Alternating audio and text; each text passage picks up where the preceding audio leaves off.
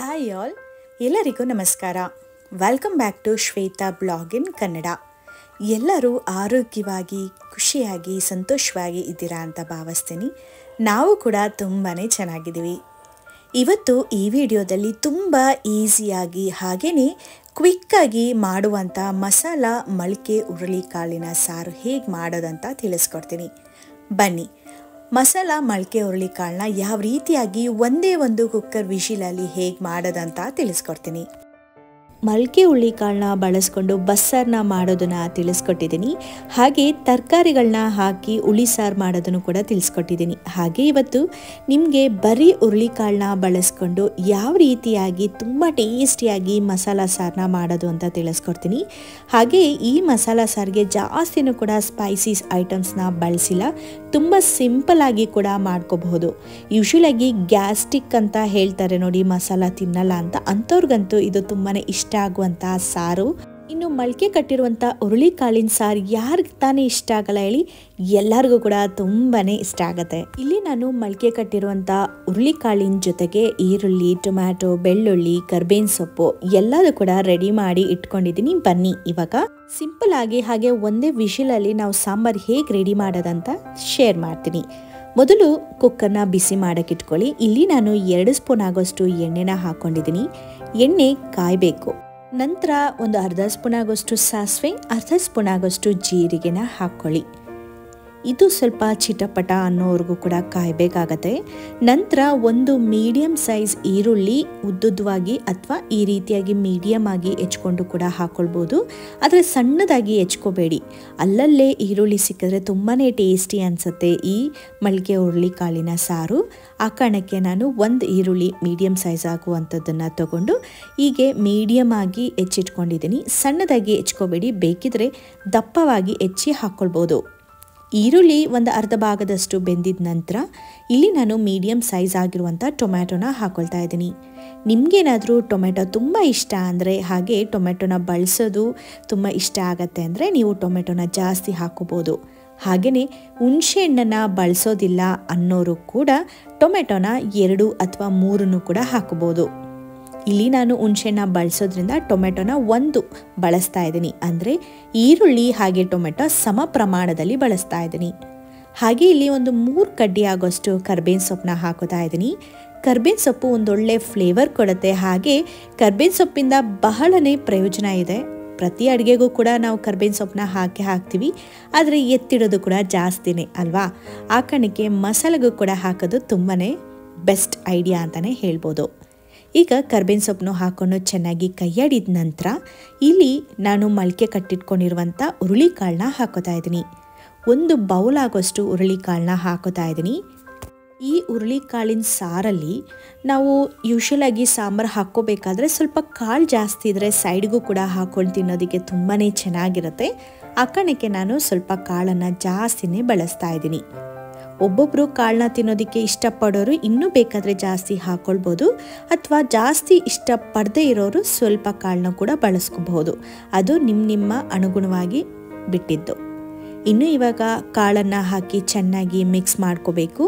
ಆ ಕಾಳಲ್ಲಿರುವಂಥ ಹಸಿ ಸ್ಮೆಲ್ಲು ಕೂಡ ಹೋಗಬೇಕು. ಹಾಗೆ ಚೆನ್ನಾಗಿ ನೀರನ್ನ ಸೋಸಿ ಮೊಳಕೆ ಕಟ್ಟಿರೋದ್ರಿಂದ ನೀರಿನ ಅಂಶ ಅಂತೂ ಇರೋದಿಲ್ಲ, ಬರೀ ಆ ಹಸಿ ಸ್ಮೆಲ್ ಹೋದರೆ ಸಾಕಾಗತ್ತೆ. ಹುರುಳಿಕಾಳನ್ನ ಚೆನ್ನಾಗಿ ಫ್ರೈ ಆಗೋವರೆಗೂ ಈ ರೀತಿ ಫ್ರೈ ಮಾಡಿಕೊಂಡು ಕೈಯಾಡ್ತಾನೆ ಇರಬೇಕಾಗತ್ತೆ, ಇಲ್ಲ ಅಂದರೆ ತಳ ಹಿಡ್ಕೊಳ್ಳೋ ಅಂಥ ಚಾನ್ಸಸ್ ಇರುತ್ತೆ. ಇವಾಗ ಸ್ವಲ್ಪ ಸ್ಪೈಸಸ್ ಕೂಡ ಹಾಕೊಳ್ಳೋಣ. ರುಚಿಗೆ ತಕ್ಕಷ್ಟು ಉಪ್ಪು, ಹಾಗೆ ಖಾರಕ್ಕೆ ತಕ್ಕಂತೆ ಖಾರದ ಪುಡಿ. ನಾನಿಲ್ಲಿ ಒಂದು 3 ಸ್ಪೂನ್ ಆಗೋಷ್ಟು ಖಾರದ ಪುಡಿನ ಬಳಸ್ತಾ ಇದ್ದೀನಿ. ಹಾಗೆ ಸಾಂಬಾರು ಪುಡಿನೂ 3 ಸ್ಪೂನ್, ಚಿಟಿಕೆ ಅಷ್ಟು ಅರಿಶಿನ. ಇಷ್ಟನ್ನು ಹಾಕಿ ಚೆನ್ನಾಗಿ ಇವಾಗ ಮಿಕ್ಸ್ ಮಾಡ್ಕೊಳ್ಳಿ. ಈ ಹಂತದಲ್ಲಿ ಸ್ವಲ್ಪ ನೀರಿನ ಅಂಶ ಕಡಿಮೆ ಆಗೋದ್ರಿಂದ ತಳ ಒತ್ತೋಂಥ ಚಾನ್ಸಸ್ ಇರುತ್ತೆ. ಪದೇ ಪದೇ ಕೈಯಾಡ್ಕೊಳ್ಳಿ, ಹಾಗೆ ಲಿಡ್ನ ಕ್ಲೋಸ್ ಮಾಡ್ಕೊಳ್ಳೋಕ್ಕೆ ಹೋಗಬೇಡಿ. ಈ ರೀತಿ ಕೈಯಾಡ್ಕೊಂಡ್ರೆ ಹುರುಳಿಕಾಳು ಸ್ವಲ್ಪ ಗಟ್ಟಿ ಕಾಳಾಗಿರುತ್ತೆ. ಹಾಗೆ ಮೊಳಕೆ ಕಟ್ಟಿರೋದ್ರಿಂದ ಸ್ವಲ್ಪ ಸಾಫ್ಟಾಗಿರುತ್ತೆ. ಬೇರೆ ಕಾಳುಗಳ ರೀತಿಯಲ್ಲಿ ಇದು ಬೇಗನೆ ಬೇಯೋದಿಲ್ಲ, ಹಾಗೆ ಅಬ್ಸರ್ವ್ ಕೂಡ ಆಗೋದಿಲ್ಲ.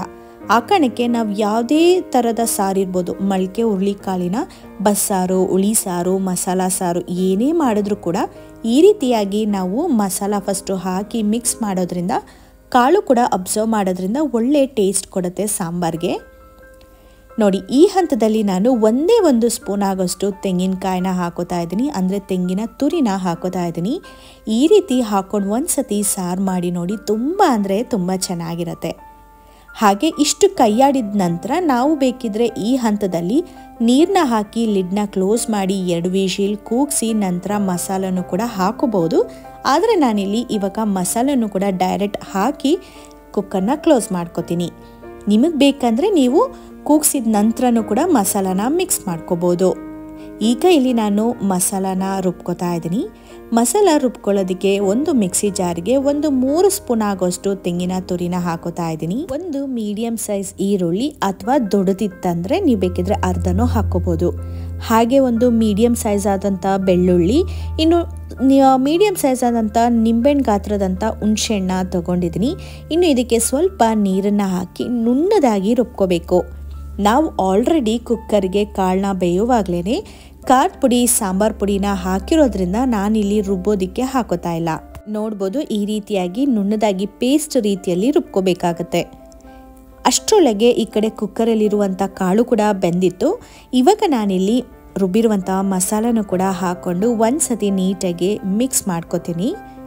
ಈ ರೀತಿ ಮಿಕ್ಸ್ ಮಾಡ್ಕೋಬೇಕಾದ್ರೆ ನೀವಿಲ್ಲಿ ನೋಡ್ತಾ ಇರ್ಬೋದು, ಹಾಕಿರುವಂಥ ಮಸಾಲೆನೂ ಕೂಡ ಸ್ವಲ್ಪ ಬೇಗನೆ ಹಸಿ ಸ್ಮೆಲ್ ಹೋಗ್ತಾ ಇರುತ್ತೆ. ಯಾಕಂದರೆ ನಾವು ಇಲ್ಲಿ ಯಾವುದೇ ಥರ ನೀರನ್ನ ಹಾಕಿಲ್ಲ, ಡ್ರೈ ಫ್ರೈ ಮಾಡ್ತಾ ಇರೋದ್ರಿಂದ, ಬರೀ ಎಣ್ಣೆ ಹಾಕಿರೋದ್ರಿಂದ ನಾವಿಲ್ಲಿ ಡ್ರೈ ಫ್ರೈ ಮಾಡ್ತಾ ಇರೋದ್ರಿಂದ ಮಸಾಲ ಹಾಕಿದ ತಕ್ಷಣ ಬೇಗನೆ ಅಬ್ಸರ್ವ್ ಆಗಿಬಿಡತ್ತೆ. ಈಗ ಅದೇ ಮಿಕ್ಸಿ ಜಾರ್ಗೆ ಸ್ವಲ್ಪ ನೀರನ್ನು ಕೂಡ ಹಾಕ್ಕೊಂಡು ಕುಕ್ಕರ್ಗೆ ಹಾಕೋತಾ ಇದ್ದೀನಿ. ಇವಾಗ ಚೆನ್ನಾಗಿ ಮಿಕ್ಸ್ ಮಾಡ್ಕೊಳ್ಳಿ. ನೋಡ್ಬೋದು ಇಷ್ಟ ಆದಮೇಲೆ ನಿಧಾನಕ್ಕೆ ನೀವು ನೀರು ಹಾಕಿದ್ರೂ ಆಗತ್ತೆ, ಅಥವಾ ಆವಾಗಲೇ ನೀರು ಹಾಕಿದ್ರೂ ಆಗತ್ತೆ. ಇವಾಗ ನಾನು ಸಾಂಬಾರ್ಗೆ ಎಷ್ಟು ನೀರು ಬೇಕು ನೋಡಿ ಅಷ್ಟು ನೀರನ್ನು ಹಾಕ್ಕೊಳ್ತೀನಿ. ಹಾಗೆಯೇ ಪ್ರತಿಯೊಬ್ಬರು ಹೀಗೆ ಮಾಡಬೇಕು ಅಂತ ಏನಿಲ್ಲ, ರುಬ್ಬುವಂಥ ಮಸಾಲ ಐಟಮ್ಸ್ನ ಹೀಗೆ ಹಾಕ್ಕೊಳ್ಳಿ, ಮಾಡುವಂಥ ವಿಧಾನನ ಹೀಗೆ ಮಾಡ್ಕೊಳ್ಳಿ. ಕುಕ್ಕರಲ್ಲಿ ನೀವು ಮೊಳಕೆ ಕಟ್ಟಿರುವಂಥ ಕಾಳನ್ನ ಕೂಗಿಸಿ ನಂತರನೂ ಕೂಡ ನೀವು ಮಸಾಲಾನ ಹಾಕಿ ಒಂದು ಸತಿ ಕುದಿಸ್ಬೋದು. ಅಕಸ್ಮಾತ್ ನಿಮ್ಗೆ ಏನಾದರೂ ಟೈಮ್ ಇಲ್ಲ, ಕೆಲಸಕ್ಕೆ ಹೋಗ್ತಾ ಇದ್ದೀರಾ ಅನ್ನೋದಾದರೆ ನೀವು ಆವಾಗ ಬೇಕಿದ್ರೆ ಈ ರೀತಿನೂ ಕೂಡ ಮಾಡ್ಬೋದು. ಈ ರೀತಿ ಮಾಡೋದ್ರಿಂದ ಒಂದು ಅಡ್ವಾಂಟೇಜ್ ಏನಂದರೆ ಮತ್ತೆ ನಾವು ಕುದಿಸೋ ಅವಶ್ಯಕತೆ ಇರೋದಿಲ್ಲ. ಹಾಗೆಯೇ ಕುಕ್ಕರ್ಗೆ ನಾವು ಮಸಾಲಾನ ಹಾಕಿ ಸಾಂಬಾರನ್ನ ಮಾಡಿರ್ತೀವಿ ನೋಡಿ, ಆ ಕಾರಣಕ್ಕೆ ಕಾಳು ಕೂಡ ಸಾಂಬಾರನ್ನ ಅಬ್ಸರ್ವ್ ಮಾಡಿರೋದ್ರಿಂದ ಸಾಂಬಾರು ಕೂಡ ತುಂಬ ಒಳ್ಳೆ ಟೇಸ್ಟ್ ಕೊಡುತ್ತೆ. ಈ ಕಾರಣಕ್ಕೆ, ಹಾಗೆ ಟೈಮ್ ಇಲ್ಲದೆ ಇರುವಂಥ ಕಾರಣಕ್ಕೆ ನಾನು ಈ ರೀತಿ ಒಂದೊಂದು ಸತಿ ಮಾಡ್ತೀನಿ. ಯೂಶ್ವಲಾಗಿ ಸಾಂಬಾರು ಮಾಡಬೇಕು ಅಂದರೆ ಈ ಪಾತ್ರೆ, ಓಪನ್ ಪಾತ್ರೆ ಇರುತ್ತೆ ನೋಡಿ, ಅದರಲ್ಲೇ ಒಗ್ಗರಣೆ ಹಾಕಿ ಹಾಗೇನೆ ಬೇಯಿಸ್ತೀನಿ, ಕುಕ್ಕರಲ್ಲಿ ಕೂಗಿಸೋದಿಲ್ಲ.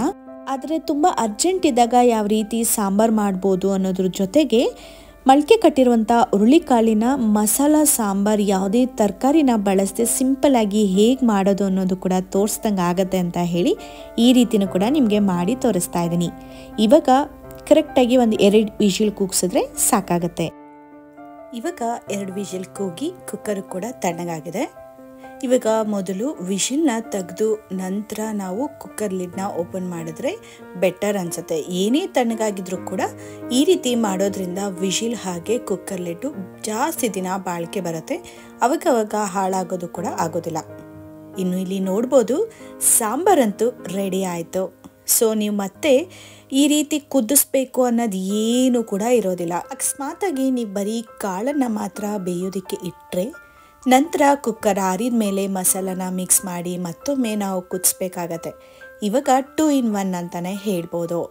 ಆಲ್ಮೋಸ್ಟ್ ಒಂದೇ ಒಂದು ಕುಕ್ಕರ್ ವಿಷಲಲ್ಲಿ ಸಾಂಬಾರು ರೆಡಿ ಆಯಿತು. ಇವಾಗ ನಾವು ಕುದಿಸ್ಬೇಕು ಅನ್ನೋದು ಏನೂ ಇರೋದಿಲ್ಲ, ಹೀಗೇ ನೀವು ಸರ್ವ್ ಮಾಡ್ಕೊಂಡು ಊಟನೂ ಕೂಡ ಮಾಡ್ಕೋಬೋದು. ರುಚಿಯಾದಂಥ ಮೊಳಕೆ ಹುರುಳಿಕಾಳಿನ ಸಾಂಬಾರು ರೆಡಿ. ಈ ಸಾಂಬಾರು ನೀವು ಕೂಡ ಟ್ರೈ ಮಾಡಿ ಮನೇಲಿ ಹೇಗೆ ಬಂತು ಅನ್ನೋದನ್ನು ನಿಮ್ಮ ಅನಿಸಿಕೆನ ಕಮೆಂಟ್ ಬಾಕ್ಸ್ ಮೂಲಕ ತಿಳಿಸಿ, ಓಕೆನಾ?